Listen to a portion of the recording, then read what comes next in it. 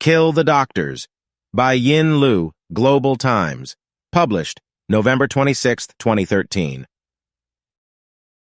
The internet has lit up with conversations about an obscure complication from nose surgery this month after an article titled "Empty Nose Syndrome, the Real Murderer of the Doctor Stabbing Case" started circulating. The tragic case happened last month in the numberable One People's Hospital of Wenling, Zhejiang Province, where Wang Yunjie, the chief physician of the Ear-Nose-Throat Department, was stabbed to death by Lian Enqing, a patient who had been dissatisfied by surgery performed at the hospital, the Global Times reported on November 1st. Lian was reportedly suffering from nasal obstruction, headaches, and insomnia after nose surgery, but several examinations showed nothing wrong. Lian's family suspected him of having psychological problems and forced him to accept mental treatment.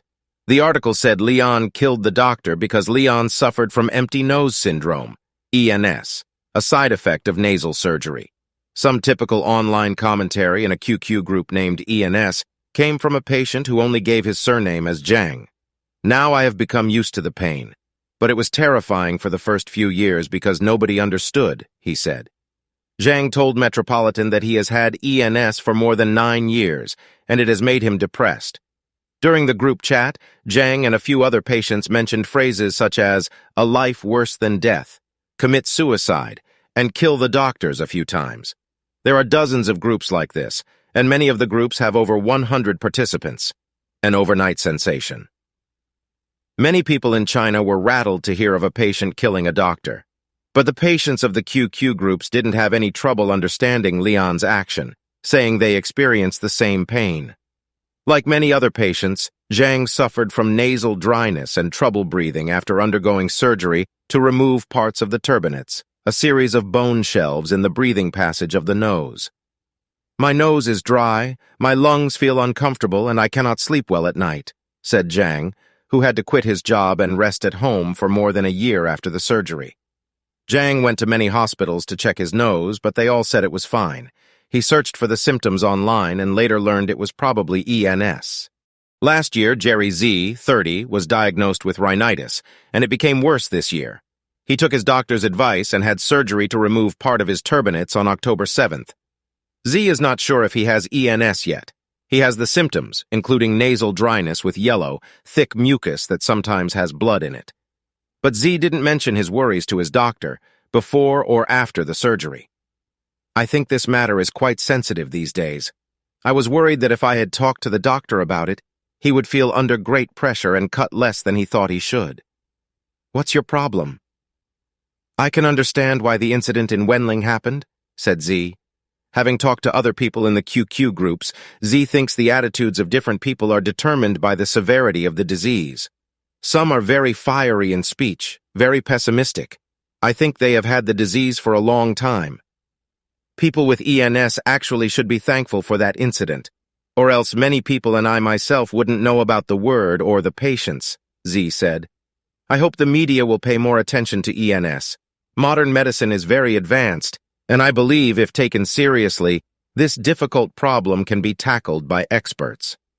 If ENS is so common and causes so much pain, why haven't the majority of us heard about it?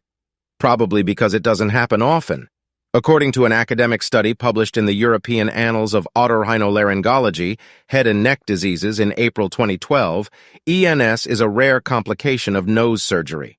An otolaryngologist surnamed Yu from the First Hospital of Jilin University told Metropolitan that ENS was first mentioned in 1994. "It's caused by surgery, but the physiopathology remains unclear," Yu said. Usually it's said that there are 2 causes. The first is excessive removal of turbinates, which play a vital role in humidifying, filtering, and warming the air, and adjusting the airflow, said Yu. When turbinates are removed and the nose is too empty, airway resistance is reduced, which affects the lungs, thus creating a feeling of stiffness. The second cause is a loss of nerve endings along with the turbinates, Yu explained. "The main diagnostic criteria is paradoxical nasal obstruction," said Yu. "It's paradoxical because patients feel their nose is stuffed, but it is not." Yu said there are many patients suffering from nose diseases, especially in the north where it's dry and cold. You admitted that the problem of excessive surgical removal does exist. Patients who undertook the surgery in the 1980s and 1990s are especially at high risk in having ENS.